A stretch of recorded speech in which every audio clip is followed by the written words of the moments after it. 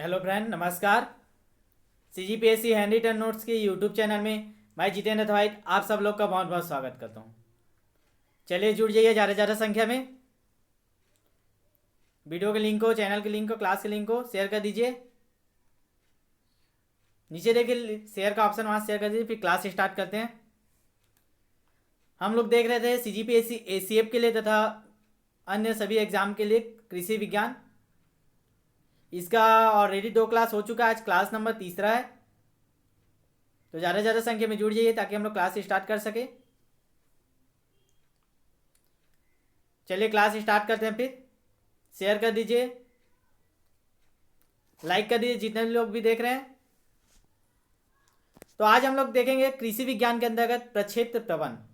ठीक है, पिछले वीडियो में हमने बात किया था जो फसलें होती हैं उन पर बीमारियों के बारे में, कि कौन कौन से पोषक तत्वों की कमी से कौन कौन सी बीमारी होती है, जो मोस्ट इम्पॉर्टेंट था। ठीक है, तो जो भी अभी वो क्लास नहीं देखे तो जाके प्लेलिस्ट में वो क्लास है, देख लेना। ठीक है, और फिर आगे बढ़ते उसी को बढ़ाते हुए आज आज हम लोग बात करेंगे फार्म मैनेजमेंट के बारे में। ठीक है, प्रक्षेत्र प्रबंध। अब चलिए समझते हैं इसको क्या होता है प्रक्षेत्र प्रबंध। प्रक्षेत्र प्रबंध ये क्या है, 2 शब्दों से मिलकर बना है। एक पहला प्रक्षेत्र, दूसरा प्रबंध। ठीक है, अब एक एक दोनों का अर्थ समझते हैं एक एक करके। सबसे पहले लिखते हैं प्रक्षेत्र। प्रक्षेत्र क्या कहते हैं? प्रक्षेत्र उस क्षेत्र को कहते हैं जिस क्षेत्र में किसान या किसानों का समूह खेती करते हैं। ठीक है, तो याद रखना प्रक्षेत्र किसको बोलते हैं? उस क्षेत्र को बोलते हैं, या उस क्षेत्र को बोलते हैं जहां किसान या किसानों का समूह क्या करता है, खेती करते हैं, उसको क्या बोलते हैं, प्रक्षेत्र। और प्रबंध, प्रबंध क्या होता है? जो उत्पादन संबंधित योजनाएं हैं, ठीक है, कार्यों में बदलना। जो योजना बनाते हैं हम लोग फिर उसको जो कार्य में बदलते हैं उसी को बोलते हैं हम लोग प्रबंध। ठीक है, और उसमें जो लगने वाले उपकरण होते हैं या वस्तु होती है उनका एक समायोजित उपयोग करना, मतलब एक योजना बनाकर उसका उपयोग करना प्रबंध कहलाता है। कि कैसे करेंगे हम लोग, इतना खेती करेंगे तो ये इतना बीज डालेंगे और ये हल से क्या करें, जुताई करेंगे। जो हम लोग योजना बनाते हैं उसी को क्या करना है, कार्य में बदलना क्या कहलाता है, प्रबंध कहलाता है। ठीक है, तो ये समझ में आया प्रक्षेत्र प्रबंध। तो दोनों को मिला कर करेंगे हम लोग कि उस क्षेत्र का अध्ययन करेंगे। ठीक है, जिस क्षेत्र में हम लोग कृषि करते हैं और किस प्रबंध से, किस योजना से करते हैं, तो यही उसका शाब्दिक अर्थ होता है प्रक्षेत्र प्रबंध, फार्म मैनेजमेंट का। ठीक है, वीडियो समझ में आ रहा है लाइक कर दीजिए जितने लोग भी देख रहे हैं, और अभी तक जो शेयर नहीं किया शेयर कर दीजिए, और सभी ज़्यादा से ज़्यादा संख्या में जुड़ जाया करिए। 5 बजे क्लास होता ही है डेली आप लोग का लाइव क्लास। ठीक है, फिर आगे देखते हैं हम लोग। इसी को एक वैज्ञानिक आए, वैज्ञानिक एडम। कौन से वैज्ञानिक आए? एडम। एडम ने क्या बोला, एक अजीब सा परिभाषा दिया इसका। ठीक है, क्या बोला? वो बोला कि कानूनी रूप से, ठीक है, प्रक्षेत्र की परिभाषा दिया। प्रक्षेत्र को उसने समझाया कि कानूनी रूप से प्रक्षेत्र से साधारणतः तात्पर्य भूमि के उस क्षेत्रफल है, भूमि के उस क्षेत्रफल से है जिसका एक स्वामित्व होता है। मतलब एक ऐसा भूमि जिसका एक मालिक होता है, स्वामित्व होता है, उसको क्या बोलते हैं हम लोग, प्रक्षेत्र बोल सकते हैं। ये कौन बोला? वैज्ञानिक एडम बोला। ठीक है, कि एक ऐसा भूमि जिसका एक स्वामित्व हो उसको हम लोग क्या बोलेंगे, प्रक्षेत्र। ठीक है, ये उन्होंने अपना स्टेटमेंट दिया था, तो ये भी देख लेना। हो सकता है स्टेटमेंट दे रहे पूछ दे कि एडम कौन से वैज्ञानिक ने दिया था, या पूछ दे कि एडम स्मिथ के अनुसार प्रक्षेत्र से आप क्या समझते हैं। ठीक है, चलिए आगे बढ़ते हैं। अब हम लोग देखेंगे प्रक्षेत्र क्या होता है, देख लिए। ठीक है, उनका शाब्दिक अर्थ देख लिए। अब इसका उद्देश्य क्या होता है, क्यों हम लोग इसको पढ़ते हैं। ठीक है, तो देखिए जो फार्म प्रबंध का मुख्य उद्देश्य क्या होता है, जो लागत है हम लोग का, हानि है, नुकसान है, जो असमक्षमता है, बेरोजगारी है, को कम करना। ठीक है, तो ये मुख्य उद्देश्य क्या हो गया, लागत, हानि, नुकसान, असक्षमता, बेरोजगारी को कम करना। ये हमारा मुख्य उद्देश्य होता है। क्योंकि हम लोग देखिए अगर प्रबंध को अच्छे से, योजना को अच्छे से बनाएंगे तो हमारी लागत भी कम आएगी, तो हमको नुकसान भी नहीं होगा और हमारी अक्षमता भी सामने नहीं आएगी। एक अच्छा सा हम लोग क्या करेंगे, खेती कर पाएंगे। तो वही मेन उद्देश्य रहता है। ठीक है, और अगला उद्देश्य की बात करें, लाभ, उत्पादकता, सक्षमता और रोजगार को बढ़ाना। ठीक है, ठीक है, और तीसरा देखते हैं अगर इसका उद्देश्य, प्रक्षेत्र के आकार, उर्वरता, सिंचाई आदि सुविधाओं को ध्यान में रखकर फसल चक्र को अपनाना। ठीक है। तो देखिए प्रबंध के अंतर्गत तो आ ही गया कि हम लोग पहले देखेंगे कि इसकी उर्वरता कौन से फसल के लिए कितनी अधिक है, और सिंचाई यहाँ हो पाएगी कि नहीं हो पाएगी, कि किस प्रकार सिंचाई करना है, क्या क्या इसकी सुविधा है। इन सबको ध्यान में रखकर हम लोग क्या फसल चक्र को अपनाएंगे कि कौन सी फसल बोना है, कि तिलहन बोना है, कि दाल बोना है, कि धान फसल बोना है। तो ये कहलाता है आप लोग का प्रक्षेत्र प्रबंध के उद्देश्य। ठीक है। अगला एक और उद्देश्य देखते हैं।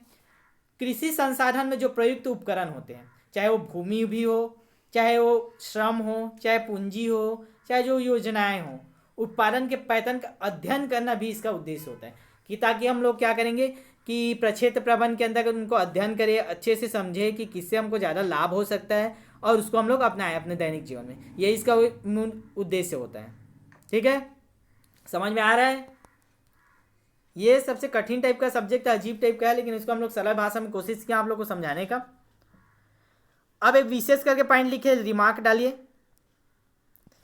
वर्तमान में किसान केवल उन्हीं फसलों एवं उन्हीं कृषि व्यवसायों का चयन करते हैं जिनमें अधिकतम लाभ हो। ठीक है, आप लोग भी देख रहे हैं अभी किसान क्या कर रहे हैं, उन्हीं फसलों को उगा रहे हैं। ठीक है, या उन्हीं कृषि व्यवसायों को अपना रहा है जिनसे उनको ज़्यादा लाभ होता है।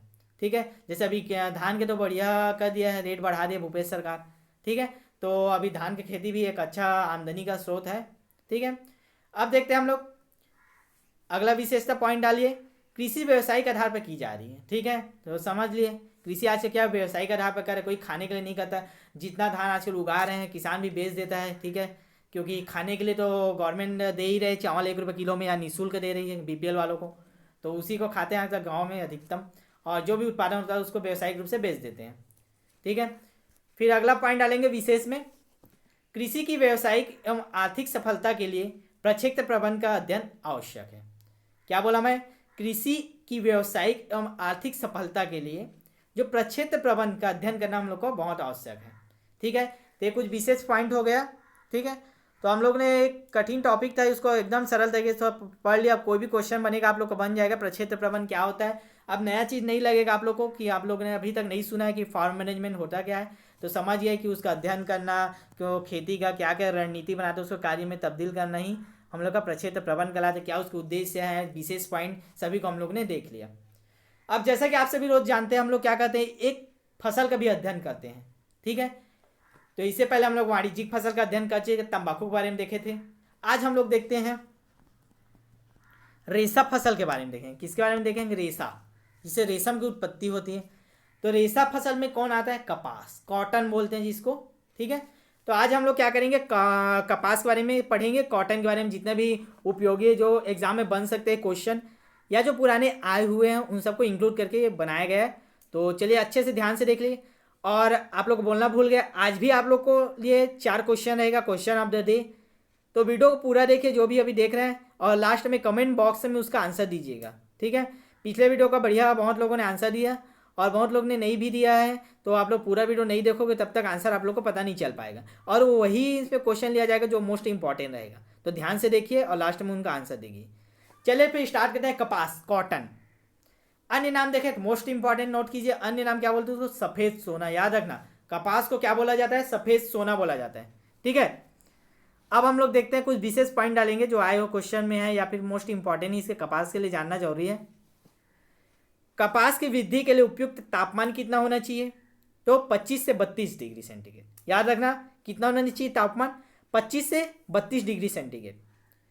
दूसरा पॉइंट नोट कीजिए, कपास के पकते समय उपयुक्त तापमान कितना होना चाहिए, तो 25 से 30 डिग्री सेंटीग्रेड होना चाहिए।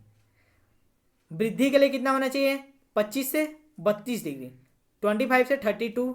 ठीक है, और कपास के पकने के लिए, ठीक है, जब वो फसल तैयार हो जाते पकने लगते हैं तो 25 से 30 डिग्री सेंटीग्रेड के वहाँ तापमान होना चाहिए, तभी हम लोग कपास की खेती अच्छे से हो पाएगी। अगला मोस्ट इंपॉर्टेंट पॉइंट है, नोट कीजिए, राष्ट्रीय कपास अनुसंधान संस्थान। आप लोग नोट्स बनाते जाइए वीडियो देखते साथ ही, या फिर क्लास के बाद आप लोग नोट्स बनाइए, इसलिए थोड़ा धीरे धीरे बोलता हूँ क्लास को। राष्ट्रीय कपास अनुसंधान संस्थान कहाँ है, नागपुर, महाराष्ट्र। नोट कीजिए, याद कीजिए, राष्ट्रीय कपास अनुसंधान संस्थान नागपुर में है। कई बार पूछा गया क्वेश्चन है। ठीक है, कपास का अनुसंधान संस्थान कहाँ है, नागपुर में है, महाराष्ट्र में। फिर अगला पॉइंट डालिए, कपास की एक गांठ का वजन कितना होता है? जो कपास की जड़ होता है, जड़ का वजन कितना होता है? 170 केजी होता है एक तो कपास का वजन, याद रखना, ठीक है। जो उसका जड़ होता है, जड़ का वजन कितना है? 170 केजी, ठीक है। अगला पॉइंट डालिए, जो कपास होता है, कपास में रेशा पौधों के ऊपरी भाग में प्राप्त होता है, ठीक है। कपास का जो पेड़ होता है उसमें रेशा कहाँ लगता है? तो पौधे के ऊपरी भाग में रेशा लगता है, ठीक है। तो ये भी पॉइंट याद रखना।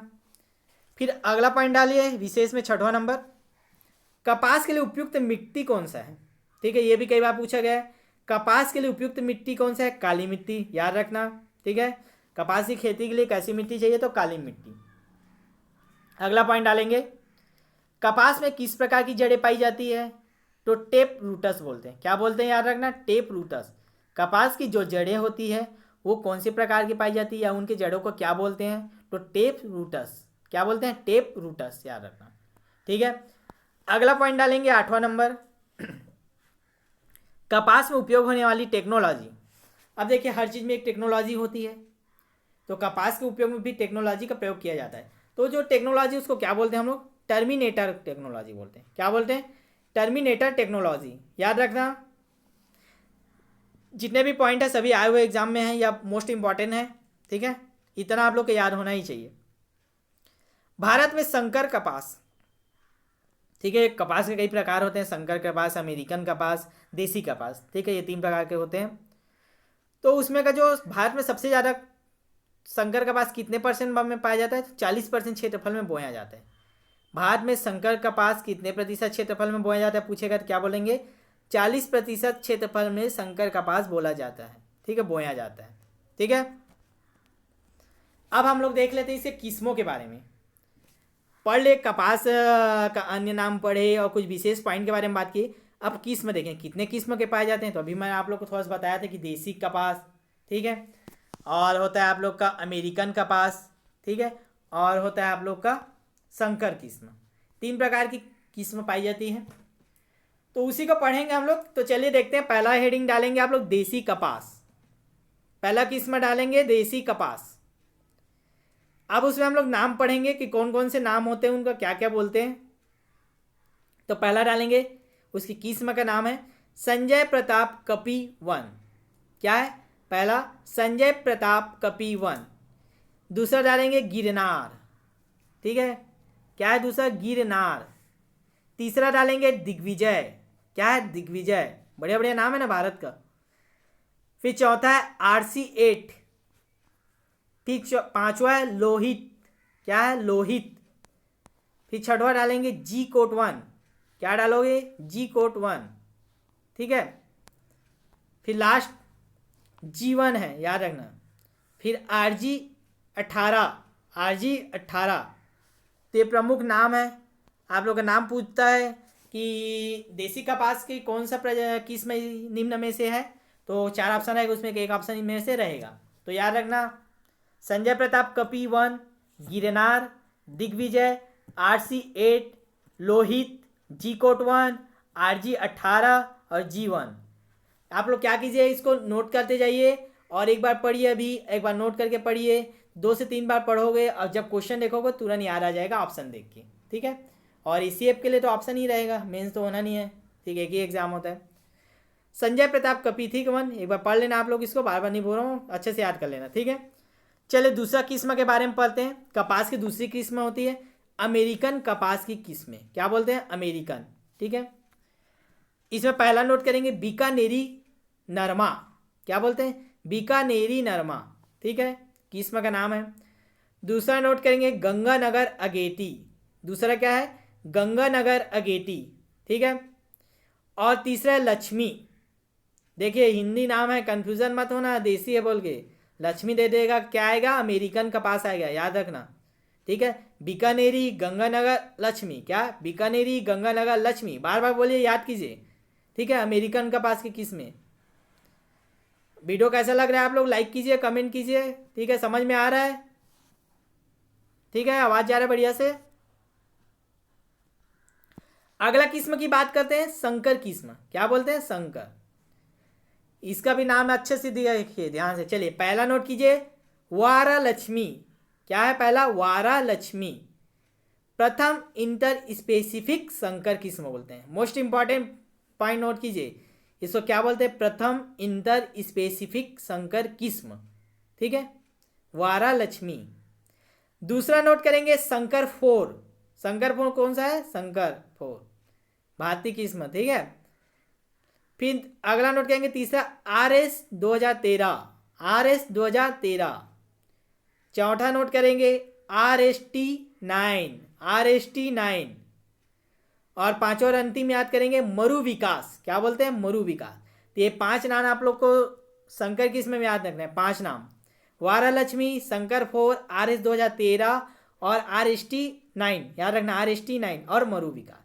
तो ये पढ़ लिए हम लोग ने किस्मों के बारे में, 3 प्रकार के किस्म के बारे में, ठीक है। इससे क्वेश्चन बनता है, ठीक है। लाइक कर दीजिए, लाइक अभी तक शेयर नहीं किए तो शेयर कर दीजिए।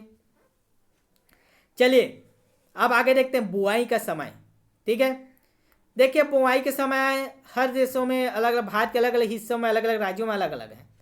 तो उसी के हिसाब में पढ़ते हैं हम लोग कि भारत के कौन से हिस्से में कब बोई जाती है।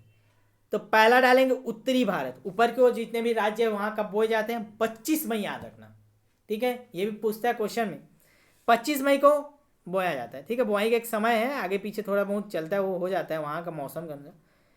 एक स्पेसिफिक डेट बोले तो 25 मई। मध्य भारत की बात करें तो 25 जून से 15 जुलाई के बीच कब होते हैं मध्य भारत में? 25 जून से 15 जुलाई, ये अच्छा वो डेट दिया हुआ है, 25 जून से 15 जुलाई।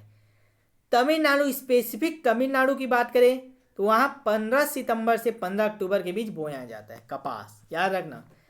तमिलनाडु पूछ भी सकता है क्योंकि स्पेसिफिक दिया हुआ है, 15 सितंबर से 15 अक्टूबर के बीच, ठीक है। समझ में आ रहा है?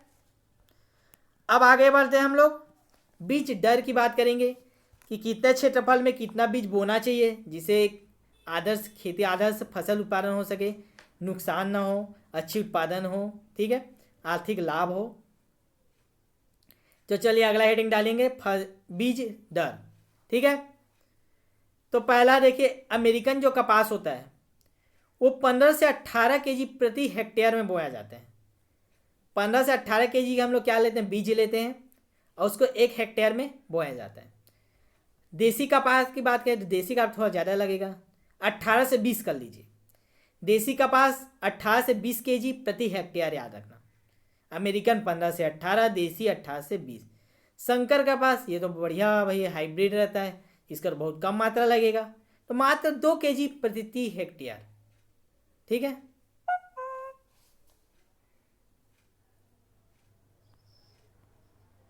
ये लाइव क्लास में भी दिक्कत आ जाता है। अमेरिकन कपास की बात करें 15 से 18 केजी प्रति हेक्टेयर। देसी कपास की बात करें तो 18 से 20 केजी प्रति हेक्टेयर। संकर कपास की बात करें तो 2 केजी प्रति हेक्टेयर। और एक और होता है बीटी कपास बोलते हैं। क्या बोलते हैं? बीटी कपास। ये होता है 1.5 केजी प्रति हेक्टेयर। बीटी कपास कितना होता है? 1.5 केजी प्रति हेक्टेयर, याद रखना। बीटी कपास 1.5 केजी प्रति हेक्टेयर। सबसे कम बीज की मात्रा कौन से किस्म में लगती है? तो बीटी कपास 1.5 केजी प्रति हेक्टेयर, याद रखना, ठीक है। अब देखिए इसका देख लेते हैं खरपतवार नियंत्रण हेतु उपयुक्त। इसका जो खरपतवार नियंत्रण हेतु जो हम लोग कौन से दवाई डालते हैं और कितना मात्रा में डालते हैं, क्योंकि देखिए किसी की है तो उसमें दवाई तो डालना पड़ेगा खरपतवार। तो डाईयूरॉन बोलते हैं, याद रखना। खरपतवार का नाम क्या है कपास के लिए? डाईयूरॉन। जो 0.75 केजी, कितना? 0.75 केजी प्रति हेक्टेयर छिड़काव किया जाता है, याद रखना। मात्रा ज़्यादा हुआ तो फसल नुकसान होगा। 0.75 केजी प्रति हेक्टेयर इसकी छिड़काव किया जाता है। एक और होता है फ्लूफ्लोरेलिन बोलते हैं, फ्लूक्लोरोक्लोरेलिन, याद रखना, ठीक है। पहला डाईयूरॉन, दूसरा फ्लूक्लोरेलिन, याद रखना, ठीक है। 2 प्रकार के खरपतवार आते हैं, ठीक है। तो ये हो गया, हम लोग दूसरा टॉपिक भी आज कंप्लीट कर लिए कपास के बारे में। जितने मोस्ट इंपॉर्टेंट क्वेश्चन बन सकते थे, जो भी पॉइंट है मैंने आप लोग को कवर करा दिया, ठीक है। तो इसको अच्छे से याद करके रखना। आप लोग नोट्स मेंटेन करते जाइए डेली। आप लोग कृषि का पूरा नोट्स होना चाहिए, ताकि जब एग्जाम एक बार रिविजन कर ले, तभी एक बार पढ़ने से याद नहीं होता जब तक नोट्स ना हो। तो नोट्स बता लिया कीजिए। और आप लोग को तो PDF मिल जाता है हर क्लास के बाद। आप लोग को क्लास डालने के बाद 1 आध 1.5 घंटे के बाद आप लोग PDF प्रोवाइड कर दिया जाता है व्हाट्सएप ग्रुप में। तो जो भी अभी तक हमारे व्हाट्सएप ग्रुप में नया जुड़ा हो वो जुड़ जाइए, ठीक है, ताकि आप लोग को PDF मिल जाए। जो भी आप लोग का डाउट हो इसमें, क्लास में जो भी डाउट हो तो उसको उसमें भी पूछ सके, लाइव में नहीं पूछ पाते तो। चलिए एक और टॉपिक लेते हैं अगला हम लोग। अनाज की बात कर रहे थे तो देखते हैं अनाज और दालों के भंडार में लगने वाला कीट। हम लोग देखते हैं कि बहुत टाइम तक चावल हो चाहे दाल हो उसमें कुछ फफूंद लग जाता है, कीड़े लग जाते हैं, काले काले कीड़े, लाल लाल वाले ज़्यादा लगते हैं, तो कीड़ा लग जाता है। तो कौन कौन से कीड़ा लगता है और उनका नियंत्रण कैसे किए, इसके बारे में पढ़ेंगे। तो चलिए हेडिंग डालिए, अनाज व दालों के भंडारण में लगने वाले कीट और उनका नियंत्रण। इसमें हम लोग पहला देखेंगे अनाज में लगने वाले कीट, ठीक है। तो सबसे पहले देखेंगे अनाज में धान का सलभ कीट। क्या बोलते हैं, पहला हेडिंग डालेंगे धान का सलभ कीट, सलभ कीट बोलते हैं, याद रखना, ठीक है। इस कीट के आक्रमण से बाजरा हो गया, ज्वार हो गया, मक्का, 3 नाम याद रखना, बाजरा ज्वार मक्का के दानों में जाला पड़ जाता है। आप लोग देखते हैं दान क्या है, ऐसे एक साथ इकट्ठे हो जाते हैं, जो दाल वाले धान रहते हैं वो क्या है इकट्ठे हो जाते हैं, एकत्र टाइप के हो जाते हैं, उसमें जाले लग जाते हैं, गुच्छा गुच्छा बन जाता है, बोलते हैं गुच्छा बन जाता है, उसमें दाल जाले जाले टाइप का हो जाता है, उसी को बोलते हैं सलभ कीट, याद रखना, ठीक है। बाजरा ज्वार मक्का में लगता है वो, ठीक है। बाजरा ज्वार मक्का के लिए पूछेगा तो सलभ कीट याद रखना। छोटी इल्ली, छोटी इल्ली करके कीट का नाम है, ये किस में पाया जाता है, जो गेहूं होता है, जौ होता है, मक्का, इसमें और बाजरा, 4 नाम याद रखना, गेहूं, जौ, मक्का और बाजरा, इसमें जो कीट पाया जाता है उसका नाम क्या है, छोटी इल्ली, ठीक है। अगला कीट का नाम नोट करेंगे खपड़ा बीटल। क्या है, खपड़ा बीटल। देखिए जो खपड़ा बीटल क्या होता है, ये गेहूं और मक्का में पाया जाता है, गेहूं, मक्का और जौ, 3 नाम याद रखना, ठीक है। ये पूछ देगा कि खपड़ा बीटल किस में पाया जाता है, तो तीनों में से कोई भी नाम मिल जाएगा, तीनों मिल जाएगा, गेहूं, जौ, मक्का, ठीक है। अब एक अच्छा है आटे की इल्ली बोलते हैं, अगला चौथा क्या है, आटे की इल्ली, ठीक है। अब देखो आप लोग के घर में आटा सभी पिसाते हैं, चाहे वो चावल आटा हो चाहे गेहूं आटा हो, पिसाते हो घर में, तो उसको बहुत दिन तक रखे रहता है आप लोग का, तो उसमें से क्या कहते हैं बदबू आने लग जाता है, आप यूज़ नहीं कर पाते तो अजीब सा बदबू आता है। तो बदबू क्यों आता है, तो जो आटे की इल्ली नाम के कीट पाया जाता है उसके कारण उसमें बदबू आना स्टार्ट हो जाता है, ठीक है। ये घर में प्रैक्टिकली आप लोग को दिखता ही होगा, खासकर चावल आटे में। अब अगला नोट करेंगे कीट का नाम दानों का सलभ बोलते हैं। क्या बोलते हैं, दानों का सलभ। ये कीट किस में पाया जाता है, खड़ी फसल में व भंडारण में लगने वाले कीट है। किसी भी हम लोग का अनाज का भंडारण करते हैं या जो खड़ी फसलें पाई जाती हैं उनमें ये पाया जाता है, ठीक है, याद रखना ये दानों का सलभ, ठीक है। समझ में आ गया, हम लोग अनाज के बारे में देख लिए। अब देखेंगे दाल, दाल जो भी दाल होता है, चना दाल, मटर दाल, राहेर दाल, ये सब दालों में लगने वाले कीट, ठीक है। तो सबसे फेमस कीट क्या है, दालों का धून, धून लग गया बोलते हैं ना, धून लग गया, इसको सुखा दो धूप में। तो देखिए दालों का धून किस में लगता है, इस प्रकार के कीट चने के दालों में लगने वाला प्रमुख कीट है। चने का जो दाल होता है उसमें प्रमुख लगने वाला कीट कौन सा है, दालों का धून, याद रखना, ठीक है, ये भी याद कर लें। अब हम लोग देखेंगे जो भंडारण में कीटों का नियंत्रण कैसे करेंगे, देख ले कौन कौन सा कीट होता है, ठीक है, कौन कौन से फसल में कौन कौन से कीट पाए जाते हैं। अब जो हम लोग फसल का भंडारण करते हैं, चाहे गोदाम में हो, चाहे दुकान में हो, चाहे अपने किचन में ही हो, तो उसमें नियंत्रण कैसे रखें कि उसमें कीट ना हो, खराब ना हो। तो उसके लिए नोट कीजिए, पहला दालों का सुरक्षित भंडारण 8 से 10% नमी पर करें, ठीक है। ऐसे जगह रखें जहाँ 8 से 10% ही नमी हो, उससे ज़्यादा नमी नहीं होना चाहिए, नहीं तो जल्दी ख़राब हो जाता है, फंगस लग जाता है। अगला पॉइंट डालेंगे नियंत्रण में तिलहन और मसालों का, जो मसाला होता है और तिलहन, उनका सुरक्षित भंडारण 6 से 8% नमी पर हो। दाल के लिए 8 से 10 याद रखना, तिलहन और मसाले के लिए 6 से 8 याद रखना। और तीसरा नोट करेंगे अनाज, जो भी धान वान हो गया, चावल हो गया, ठीक है, अनाज मतलब चावल ही आ जाता है। चावल का सुरक्षित भंडारण कम नमी पर करें, ठीक है। कितना होना चाहिए, तो धान के लिए नमी 10 से 12 होना चाहिए, थोड़ा सा ये ज़्यादा भी चलेगा, 10 से 12, ठीक है। तो याद रखना है, चार पॉइंट याद रखना। धान के लिए कितना बोला, 10 से 12, दाल के लिए 8 से 10, तिलहन के लिए 6 से 8, ठीक है, तो याद रखना। अब देखते हैं, हम लोग देखते हैं सभी के घर में चूहे सबसे बड़ा प्रॉब्लम है, ठीक है। चूहा बहुत प्रॉब्लम करता है, चाहे किचन में हो, चाहे दुकान में हो, चाहे गोदाम में। चूहे क्या करते हैं, अनाज को कुतर के सत्यानाश कर देते हैं, तो चूहा को मारना बहुत ज़रूरी है, ठीक है, या चूहा को भगाना जरूरी है या मारना जरूरी, तभी हम लोग अनाज को सुरक्षित रख पाएंगे। तो चूहे के फसलों को चूहे से बचाव के क्या उपाय कर सकते हैं? तो गोदाम में एयर सेक्शन ट्रैप आता है, एयर सक्शन ट्रैप आता है, ठीक है, उसका इस्तेमाल करना चाहिए, ठीक है। या फिर क्या करें, गोदामों का समय समय पर देखभाल करें, निरीक्षण करते रहें, साफ सफाई करते रहें, देखें कि चूहा का बिल बनाने का कोई जगह ना हो, ठीक है, पूरा पैक होना चाहिए। खिड़की का धूप, कभी कभी धूप के लिए भी खिड़की होना चाहिए, जिससे क्या है पर्याप्त धूप भी मिल जाए, नमी बनी रहे, ठीक है, तो उन सब पर ध्यान देना चाहिए। अब दवाई की बात कर ले उसी में चूहा भगाने के लिए, ब्रोमोडियोलिन, ठीक है, ब्रोमोडियोलोन, ठीक है, लोन बोलते हैं, ब्रोमोडियोलोन कितना मात्रा में इसका करना चाहिए? 0.005%, एकदम थोड़ी सी मात्रा में 0.005% केक प्रति बिल डालें। केक जैसे आता है वो ब्रोमोडियोलोन, तो प्रति बिल में डाल दीजिए चूहा का, वो सबसे प्रभावशाली है चूहा नाशी के लिए। चूहा उसको खाते ही दुनिया से उड़ जाएगा, ठीक है। तो ये चूहा भगा लेना अपने अपने घर में, ठीक है। तो क्लास कैसा लगा आप लोग कमेंट में बताइए। और चलिए आज का आ जाते हैं क्वेश्चन ऑफ द डे। जैसा कि आप सभी जानते हैं डेली क्लास के बाद आप लोग को 4 क्वेश्चन देते हैं, जिसका आंसर आप लोग को कमेंट बॉक्स में देना रहता है। तो इसका आंसर तो वही लोग दे पाएंगे जो शुरू से वीडियो देखते हैं, और लाइव में नहीं देख पाते तो बाद में भी देखते हैं। तो पूरा एक बार वीडियो देख लीजिए और लास्ट में आंसर दीजिए, ताकि हमको भी पता चले कि आप लोग अच्छे से पढ़ाई कर रहे हैं। इतना मेहनत जो हम लोग आप लोग फ्री में निःशुल्क नोट्स प्रोवाइड कर रहे हैं, क्लास दे रहे हैं, तो उसका भी हम लोग को भी एक मोटिवेशन मिले कि बच्चे पढ़ तो रहे हैं, हम लोग जो भी मेहनत कर रहे हैं वो पढ़ रहे हैं, हमारा जो मेहनत है वो एक अच्छा काम आ रहा है। तो चलिए क्वेश्चन ऑफ डे का पहला क्वेश्चन नोट कीजिए, राष्ट्रीय कपास अनुसंधान संस्थान कहाँ है? ठीक है, पहला क्वेश्चन क्या है, राष्ट्रीय कपास अनुसंधान संस्थान कहाँ है? क्वेश्चन में कमेंट में बताइएगा। क्वेश्चन नंबर 2, निम्न से देसी कपास कौन सा है? ऑप्शन है गंगानगर अगेटी, दूसरा है लक्ष्मी, तीसरा है मरु विकास, चौथा गिरनार, ठीक है। चारों में से जो सा भी है उसको बताइए, जो भी है देसी कपास का नाम। अगला क्वेश्चन नोट करेंगे तीसरा, छोटी इल्ली की अनाज में पाई जाने वाली कीट, छोटी इल्ली किस अनाज में पाई जाती है, ये भी बताइएगा आप।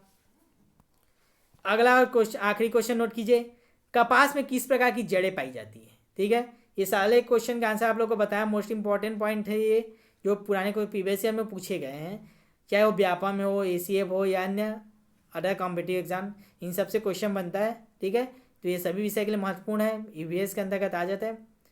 तो वीडियो कैसा लगा कमेंट में बताइए, ज़्यादा से ज़्यादा संख्या में इस वीडियो को शेयर कीजिए, और हमारा जो मुहिम है निःशुल्क नोट्स प्रोवाइड करें, क्लास प्रोवाइड करें, उससे ज़्यादा से ज़्यादा लोगों को जोड़िए, अपने फ्रेंड को, अपने आसपास के लोगों को बताइए कि CGPSC हैंड रिटन नोट्स करके एक कोचिंग संस्थान चल रही है, व्हाट्सअप में वो चलाती है, जहाँ आप लोग को डेली लिंक, क्लास और नोट्स मिलते हैं, वहाँ जुड़ जाइए, फ्री में, कोई कॉस्ट नहीं है, ठीक है। बस आप लोग का लाइक चाहिए और एक प्यारा सा फीडबैक दे दिया करिए, उससे हम लोग को अच्छी एक संतुष्टि मिलती है कि हम लोग जो मेहनत कर रहे हैं वो अच्छा काम आ रहा है।